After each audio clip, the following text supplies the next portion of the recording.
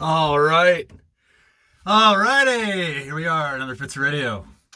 Why was I playing that song as the intro? Well, I think you know, because we're going to be reading Hansel and Gretel today. So I had to play a little German music, which I think the name of that song was Clarinmukel, which I think is clarinet music, which is fascinating, right? Okay. So let's see here. Hansel and Gretel. Like to say hello to everybody. Hello to we've got Ophélie and Lily and Dejiro and Taro and all the other kids and adults out there. And it's nice to be back. And so, as we do now, we kind of go through and do a little review. We had read Chicka Chicka Boom Boom last time, and that was wonderful. Didn't turn out quite as well as I thought it, as I wanted it to. I really was looking forward to Chicka Chicka Boom Boom, and I think I maybe overcooked it a little bit. Maybe got a little too excited, but anyway. And so today we'll have Hansel and Gretel, and then let's see here. Yeah, no, that's it. So we'll do a little hobo slang, as we always do with Corey, and we'll do a little bit of news. So let's get right into it. So as we do, right, on Fitzer Radio, as we're used to doing, got my list here of hobo slang, and we're methodically, categorically going down through it, whether people like it or not. So let's unleash the Kraken, right? Hello, Corey. It's that time. We're doing a little bit of hobo slang. You coming up? Yep, coming up. Just give me a minute. Okay. All right. Let's give Corey just one sec. Let me get my pencil so I can scratch off which hobo terms we've got coming up here, and we don't want to repeat any. That's for sure, right? Okay, here I come. Hey, look who it is. Hey, Corey. Are you upset we didn't do your song? Well, I figured you could do it if I just asked you to. Can you do my song, please? You too, boys and girls. Okay, so let's do this. Corny, Corey. Corny, Corey. Corny, Corey. Corny, Corey. Corny, Corey. Corny, Corey. Is that good enough? Yeah, that's good enough. Let's get to the hobo slang, okay? All right. Okay. I know you got like a busy schedule down there, so let's see here. Well, you know Angelina. Sorry. So let's see. We've got we stopped with batter was last time, was to beg, and now we're at batting, which means to wander aimlessly. So like, hey Corey, you're in that cornfield. Why are you batting? I don't know if that's a good use of that term. Well, what do you mean? Well, it's I would never be in a cornfield wandering, would I, Chad? What do you mean? Of course you go and wander around in a cornfield. No, you go out and wander around in a cornfield. I'm stuck in a cornfield. Okay. All right. Good point. Wow. That was amazing, Corey. Here's a good one. A battleship is a high-sided steel coal car, usually with a hopper or a dump bottom. Well, I like that because I like coal cars. I grew up, when I was in Selby as a kid, sitting trackside, I used to watch a lot of battleships go by. And that's kind of a cool term. I get it. Isn't a battleship kind of more like a big boat? Well, it is, but I mean, I think what they're trying to say is that a battleship, because it is like a gondola is just like it is like a big boat. It's like one of the biggest cars is a high-sided gondola, right? So I don't know. I think it's maybe appropriate. These terms are kind of highly they take a lot of liberty with these terms. I think these hobos, right? Yeah, none of them actually make the whole that much sense, do they? No, I don't think they do, but they're fun to read anyway. So here's another one. Bazoo, which means mouth. So like, hey, get out of there. That's your mouth, and this is my mouth. See, so I have a mouth, or I have a bazoo, my bazoo, and you, Corey, you have a bazoo. Whoa, get out of there. Okay, all right. Oh, here's a good one. This is kind of funny. What do you think beagles would mean? What would beagles be? Shoes? No, not shoes, Corey. Think about it. Beagles. What are beagles? I don't know. I have no idea. Okay. Well, beagles are hot dogs. Hot dogs, that's hilarious. Yep. It is kind of funny, isn't it? Beagles. So here's one. What's a bedroom of stars? What do you think that might be? A flat car? No, that was actually a really good guess. A flat car. I totally appreciate it. No, they said a city park. A city park. Like if a hobo stops in a town, he can sleep in the city park. But I like that flat car comment. That made sense because we're talking about cars, talking about battleships, and making names for stuff. We have to assume that they would be on the railroad, right? Because that's what a hobo is. But I guess if they're just a vagabond and they're just running around, laying around in somebody's town, I guess a city park is as good a place as any for a bedroom of stars. But I'm pretty impressed, Corey. You're sharp, you know that? Thanks, Chad. I like that. Yep. I think you're sharp as a tack, Corey. Yeah, sharp as a tack. Yep. Let's see here. Oh, to beef on somebody is to inform them. We kind of beef on you all sometimes. Corey and I do, talking about what's going on around here and life in general, what we're doing here, trying to give you some railroad slang. We're beefing on you. Get it? No, me neither. So here's this is so more on beef. So a beefer has two different things it can mean, Corey. Okay, you ready for that? Yeah, give it to me, Chad. Okay. A is a beefer is one who whines. Or B, a beefer is an informer. So like somebody who like either gives information, I guess, to the hobo crews people or to the railroad. Not entirely sure, but beefer. Wow, that's pretty interesting. Beefer. Yeah. Yeah. So one who whines. So you wouldn't want to be, I bet it'd be really bad to be an Angelina beefer, Yeah, I think to be a young informer, like you're kind of playing with fire there. I that would be a bad situation to be in. So here's one more.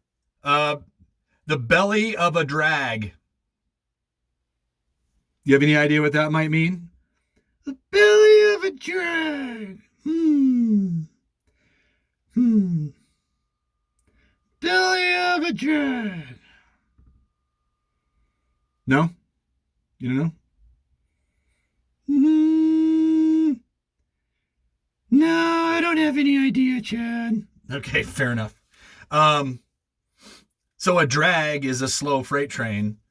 Oh, okay, that makes sense. And of course, to be on the belly would be on the underside of a slow freight train. Oh, the underside of a slow freight train is the belly of a drag. Yep, you got it. All right. Let's see here. Let's make sure I'm not getting 1, 2, 3, 4, 5, 6, 7, 8, 9, 10. So we got 2 more to go. A belly robber. Belly robber? What have you doing?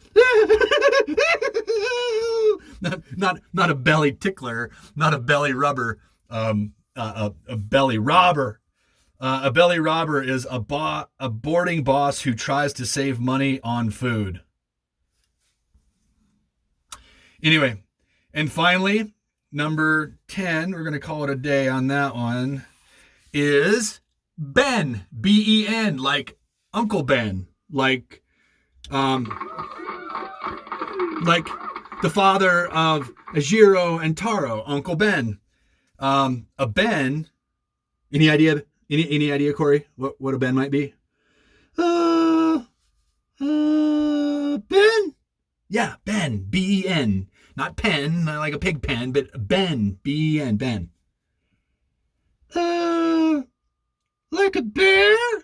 Well, that's a good guess because there was a bear on Grizzly Adams back in the 70s. His name was Ben, and he'd go. He put his paw up, and he was a friendly bear. But no, a Ben is not a bear. You're never gonna know, so I'm just gonna tell you. Inform me, Chad. Okay. Am I gonna beef on you? Yeah, give me some beef. Okay. Ben is Ben is a vest.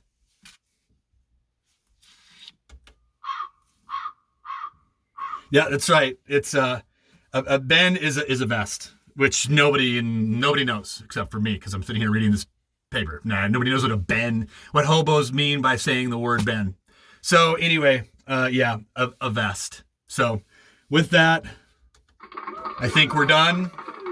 Everybody's glad that's over with, probably. So Corey, I always ask you this because your body, your choice. I want to make sure that if you need some rest and want to go away, you can do that. If you want to stick around, you can. I'm going to read Hansel and Gretel. You always kind of get the backside of that deal because of the way I have to read the book. You want to stick around? You want to listen to some news and stuff that's going on, or do you want to go down into your crib? I like it when you give me a choice, Chad, because you're right. My body is my choice, and I can choose how I want. But you know what? You're always really good about taking care of my needs, and I think you're awesome, Chad. Okay, thanks, Corey. Thanks, appreciate that. You're my friend, and I think you regard me as your friend, and so, I always want to give you a choice about what it is that you want to do, and I think everybody deserves a choice. Choices are good, right? Yeah, that's right. Choices are good. Way to beef on me, Chad. But that's okay. You're kind of getting a little deep with the hobo slang. Anyway, you want to stick around? Yeah, what the hey? I'll stick around for a little bit. Okay, sounds good. Okay, well, we've got a little bit of news around here, so this is like family news, but Addie got a job. Now, she had done a little bit of babysitting before and whatnot, and had taken care of some kids around it. That was cash, that's sort of expected, but this is an actual, real paying gig. She is going to be work on a referee crew for soccer games this summer. So, and most of the time, I think this year she's just on the sideline. She may actually ref maybe some younger kids' games. I'm not entirely sure, but she is working for leagues so that she can make money, and she has to wear a uniform and all this other stuff. What do you think about that, Corey? Oh, Adelina's a working girl now, huh? Yeah, she is. Yep, it's kind of cool. Got to take her to and fro, and someday she'll have her own car, and she'll get there by herself. But for the time being, we have to take her. So, wow, she's growing up quick, isn't she? Yep, she is. That's for sure. So, and then a little bit of animal news. Dottie, she's settling in. This time 2 weeks ago when we did the last Fits of Radio, we weren't quite sure where we were at. Things there was kind of some cat standoffs. Well, we still have some cat standoffs, but they're getting closer, and Dottie seems to be adjusting well, and she's found the flap to the outside, and she likes the upper reaches of where the train set's going to be someday. But she's a really nice cat. She's really, really fun. Yeah, Dottie, she's a fun cat. I can hear her all the time, running this way and running that way and zipping around. Yeah, she really gets around, doesn't she? It's nice. She's young. She's only 2. You know, she's still basically just a kitten. Stormy, she's 10, so she's a little like, what's going on here? But I get used to each other. So, okay. No, don't really have a lot of model railroad news. It's still on my mind all the time. I'm reading a book right now about the periodic table, which is really interesting. So that's my read for the time being. But the next one is a railroad signaling book that I'm going to read about to just kind of prep, like how I'm going to do the wiring and stuff while I've got the track open before I put on any scenery and anything like that, so that the signals need to come next because they're an electrical component. That book is next, but right now I'm reading a book I'm about done with it. It's not like a really in-depth book I should have brought it in here, about the periodic table. Just goes through all the elements and how the table works, and talks about magnetism and mass and all these different things. I was never very good at chemistry as a kid, and I don't like things like that. It's kind of like why I joined Peace Corps, because I was never very good at foreign languages. So I was like, hey, I'm going to go learn another language, and I didn't. I barely learned Romanian, just enough to get by for 2 years. But just to have enough knowledge to just be dangerous with, I can handle that. And so, yeah, this book about the periodic table is actually fascinating. It's pretty light reading, but it makes you think a lot. So anyway, and then house news. What do we got? What do we got going on in the house? I've been out here clanging and banging around, Corey, with stuff coming and going, trying to get tools. Have you heard me when I'm coming around? Yeah. What have you been doing out there, Chad? Well, I have been. I decided to tear down my gray water system, so it's just taking up space, and it really doesn't do all that much. And we had it for 10 years and ran about 1,500 gallons a year through it from the washer water onto the garden and onto a dripper system. And I'd have to clean it out a couple times a year, and it would get to smelling and stuff like that. I just got to the point where I'm kind of in a different mindset since COVID and everything. I'm just trying to simplify my life, and it really wasn't worth the trouble. And Julia wanted a better view of the backyard, so when you look out the back door, you didn't see this wall that was right up to the concrete.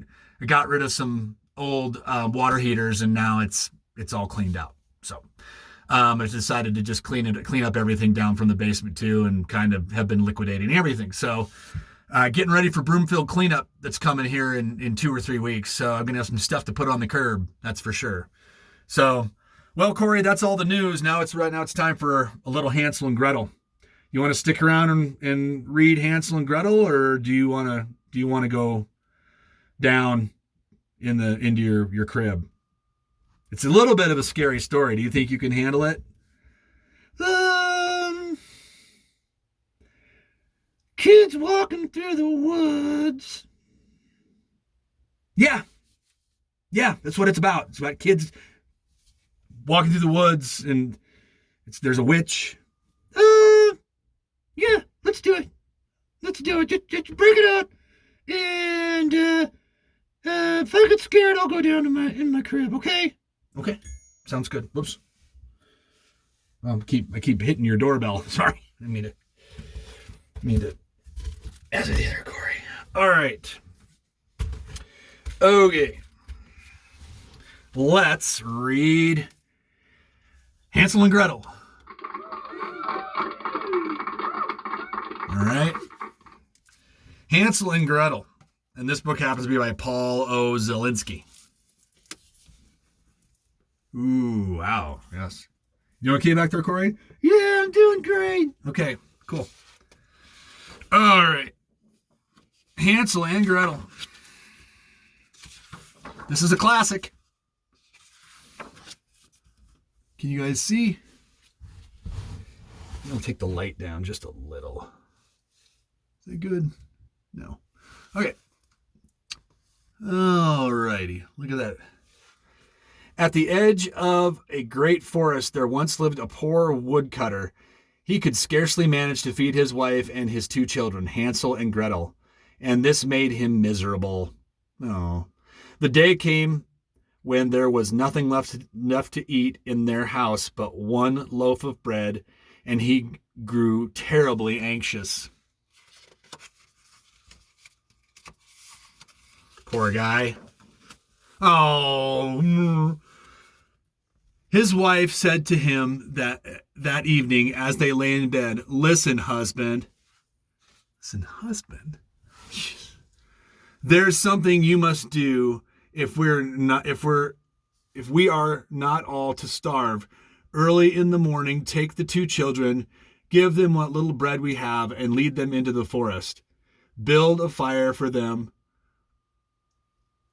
and while it is burning, go away and leave them there alone.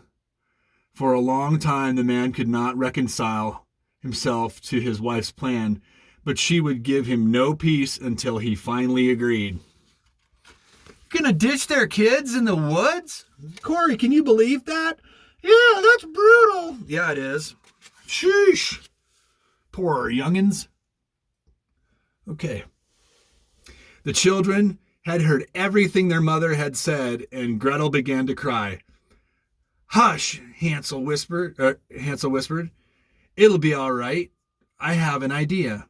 Then he got up as quietly as he could, put on his jacket, and went outside.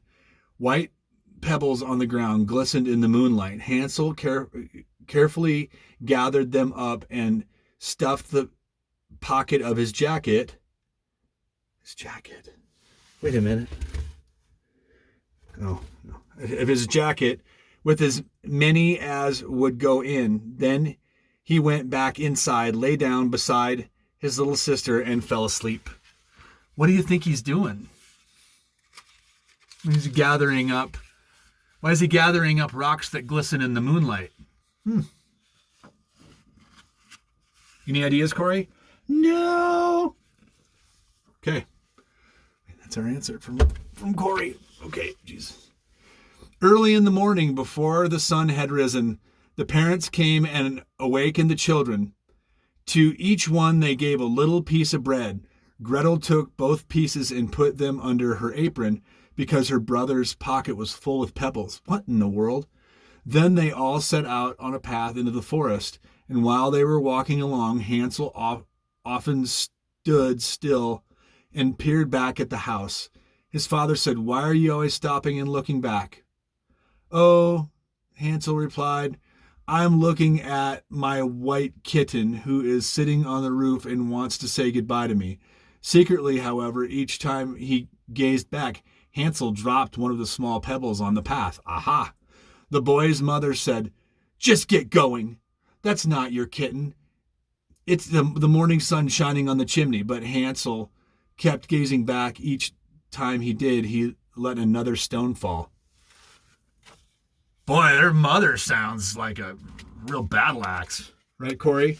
Yeah, she sounds like she's got problems. Yeah, she does. I think she's starving. That's part of it. But I mean, even at that, good Lord. Okay. And so they went on walking a long time until they were in the midst of the great forest, where they stopped and gathered firewood. Their father lit a huge fire, and when it was burning brightly, their mother said, Rest a while now, children. Your father and I are going off to cut wood. Wait here by the fire until we come back. And the children sat by the fire and ate their bread, and they waited until nightfall, but their parents did not return. When it grew very dark, Gretel began to cry, but Hansel said to her, Just wait a little longer until the moon is up. Wonder what's going to happen then. I should be saying these kids' names in like a German accent, like, wait just a little longer until the moon is up. But I don't want to be stereotypical, so I'm not going to do that. And when the moon was up, the white pebbles gleamed in the moonlight and showed them the way. Hansel took Gretel's hand, and together they walked all through the night. In the morning they reached home. Their father rejoiced to see them, for he had not been happy about what he had done. But the mother was angry. Uh-oh, Corey. Here we go. Ja, sprechen Sie Deutsch? Hey, easy, Corey. Like I said, we're not gonna do the German thing, okay? Not long after, again, there was almost nothing to eat in the house, and again, after going to bed, the children heard their mother tell their father that he must take them into the forest, deeper than they had gone before. And again, Gretel began to cry. And again, Hansel got up very quietly to go out and gather pebbles. But when he got to the door, he found that his mother had locked it. Hansel, too, grew sad and could not confront his little sister. Jeez. What do you think, Corey? I think it's a pretty sad tale. Yeah, you think so? Yeah, I think it's kind of a sad tale too. I mean, I don't know. I hope there's like a happy ending in all this, and it's not just a sad tale through the whole thing, you know? I think it'll be all right. Just keep reading, Chad. Okay, thanks, Corey. All right. Early in the morning, before daybreak, they all got up, and each of the children was given a small piece of bread. As they walked along, Hansel often paused and gazed back. His father asked, "My boy, why are you always stopping and peering back at the house?" "Oh," answered Hansel, "I am looking at my little pigeon, who is perched on the roof and wants to say goodbye to me." Secretly, however, he had crumbled up a bit of bread, and each time he turned around, he would just drop a crumb on the path. That doesn't sound like a great idea, right? I mean, birds like bread, so squirrels and stuff. His mother said, "Just keep going. That's not your little pigeon. It was the morning sun striking the chimney." But Hansel kept glancing back, and each time he did, he dropped another crumb. And when they had come even deeper into the forest, to where it was thickest, they stopped. Their father built a huge fire. Their mother told them to rest and wait while they went off to chop wood. As they sat by the fire, Gretel gave half her bread to Hansel, for the brother had strewn it all along the path. They waited until evening, but no one came to fetch them. I mean, I don't know. The fact that they kind of went for it again, it's like this is a sad tale, because not only because the parents are starving and all, but like the fact that these kids are like, "Hey, let's go out into the woods and have a big fire again." Like, really? Oh, for a second time? Gee, I wonder. Remember last night when you like forgot us in the woods? I mean, and not only that, but like they know the plan, so like maybe can't they come up with something a little bit better than let's just walk all day in the woods until build a big fire and then watch our parents leave? Like, Corey, help me out here. I don't know, Chad. It's pretty complex. It's maybe a little bit hard to explain to people. It's kind of highbrow, you know. Where like you got to think about, what are these kids really doing? I mean, are they just like, Corey, I don't think you know what you're talking about. Oh, you're right. Just trying to come up with something. I don't know, Chad. I don't know. No, I appreciate your honesty, Corey. Yeah, it just seems like I mean, of course it is a fairy tale, or if that's what you want to call this story. It's just seems a little depressing. That's all. It just seems a little like, why would you go in the woods again? Are you going to go in the woods again? Anyway, get back. No one came to fetch them. Okay. All right, here we are, back out in the woods. When it grew very dark and the moon rose, Hansel looked for the breadcrumbs, but they were gone. The thousands of woodland birds had pecked them up and eaten them. Hansel still meant to find the way home, and he pulled Gretel along after him. They walked all through the night and all the next day, but they were lost in the great forest. Parents, it worked this time. Parents got rid of them. Pretty scary. Oh, but what have we here? Whoa, look at that. Now the story's getting better. A gingerbread house. Look at that, a house made of candy. On the third day, chilled and hungry, they came upon a little house that was built out of bread. Its roof was made of pancakes and its windows of sugar candy. The children were so happy to see it that they ran up to it. Hansel to a spongy roof and Gretel to the sparkling panes of the window, and they ate greedily. Hansel was devouring a huge chunk of the roof, and Gretel was pushing out yet another window pane when they heard a thin voice call out from inside, "Nibble, nibble, nibble, who gnaws on my house to rubble?" The children were so frightened that they let fall what they had in their hands. Oh. An old woman. Just then a gnarled old woman came gliding out the door. When she caught sight of the hungry children, she wagged her head and said, "Oh, you poor little things, come along with me. There's plenty to eat inside the house. I'll take good care of you." And she took them both by the hand and led them inside her house and served them a fine dinner. And then she made up their bed, and the tired children lay down and fell fast asleep. Well, I think they found their home, Corey. I think they know where they're going to live for the rest of their life. Wow, this lady's taking care of them. She's got a candy house. She's feeding them a fine meal. What do you think? What do you think about that? I don't know. Something doesn't seem right. What do you mean something doesn't seem right? Look at her. She's got a candy house. She's an old lady. What could be wrong with that? I don't know. Something just doesn't smell right about this situation. Okay. All right. Well, we'll see, Corey. We'll see. Okay. The next morning, before Hansel and Gretel were awake, the old woman crept up to their bedside. As she watched the two of them sleep so sweetly, she thought to herself, "Now there's a tasty morsel for you." And she lifted Hansel up and carried him outside and locked him in a little stall as if he were a piglet. Then she went back inside and shook Gretel awake, yelling, "Get up, you lazy girl! Go out to the well and draw water, and then get to work and make something good to eat. Your brother is in the stall out there. First we're going to fatten him up, and when he's fat, I will eat him." Burn! I told you. You told me. You told me. Corey, I'm sorry. I'm really disappointed in you, Chad.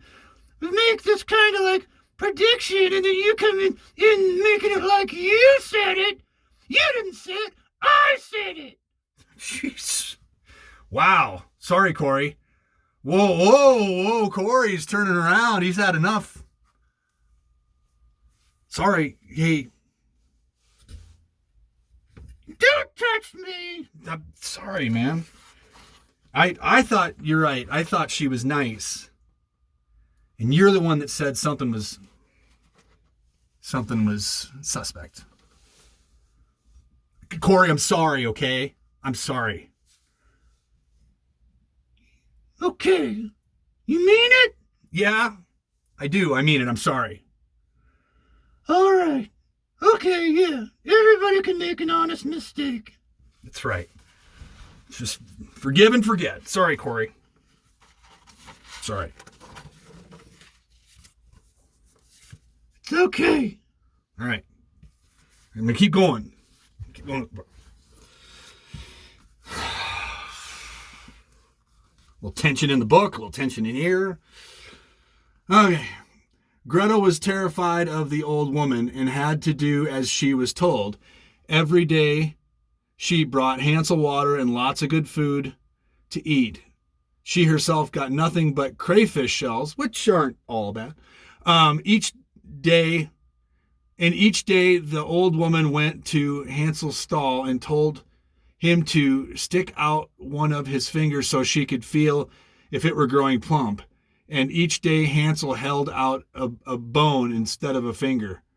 Okay. Whoa. Whoops. Sorry. Bumped into my chimes.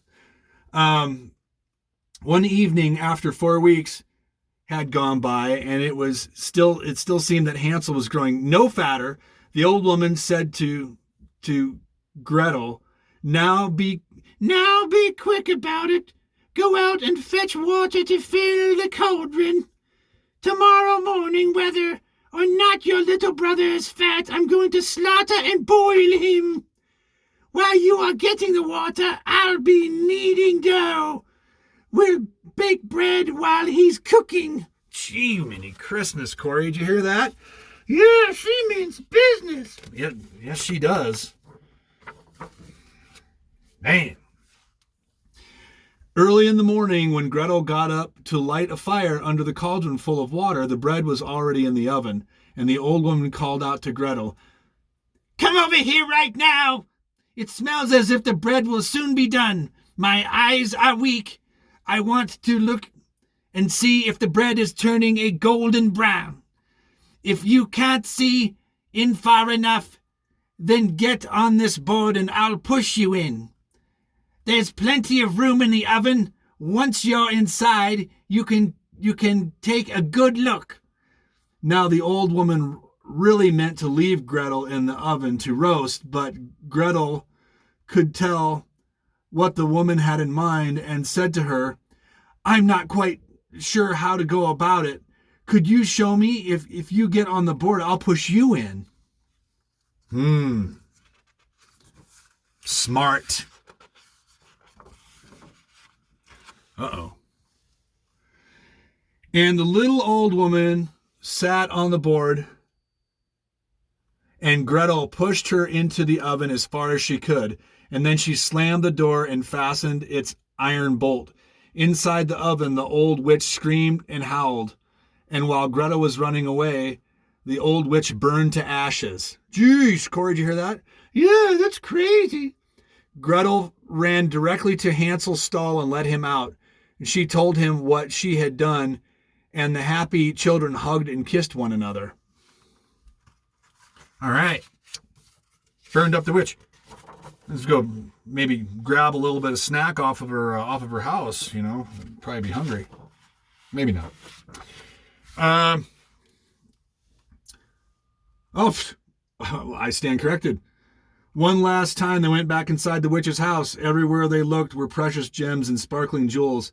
They took all they could carry with them and set off for home. They walked and walked, and at last the woods began to look familiar. All right, they're heading home. When they arrived home, their father wept with joy to see them. Their mother had died, he told them. She just died? I guess. Of hunger? Wow. Every day that they were gone had been filled with sadness. Now they emptied their pockets of glittering jewels, and the woodcutter and his children lived happily and prospered to the end of their days. Well, all right. And that's Hansel and Gretel. Corey, you ready to go down? You sure am, Chad. All right. Do you want me to do like a reverse bell or something? What's a reverse bell? Well, okay. Here, hold on. Listen. So, you get your doorbell. We do like. No, I don't like that at all. Just put me down. Okay. All right. All right. Let's see. You ready to go down? Here we go. Yippee! All right. Woo! All right, Corey. Corey's down. Corey's down. So this next month, I think what we're going to probably end up doing is maybe a couple quick baby bugs, because we have one from March and one from April, and they're like spring themed. So that's what I think that's what we'll do. So do a little exit.